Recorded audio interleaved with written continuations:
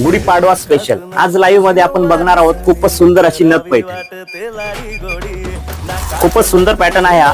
Contrast मध्ये border आहे याची आणि यासोबत जे ब्लाऊज आहे ते वर्क केलेलं ब्लाऊज आहे, ते तुम्हाला दाखवतो. खूपच सुंदर असं एम्ब्रॉयडरी वर्क केलेलं ब्लाऊज,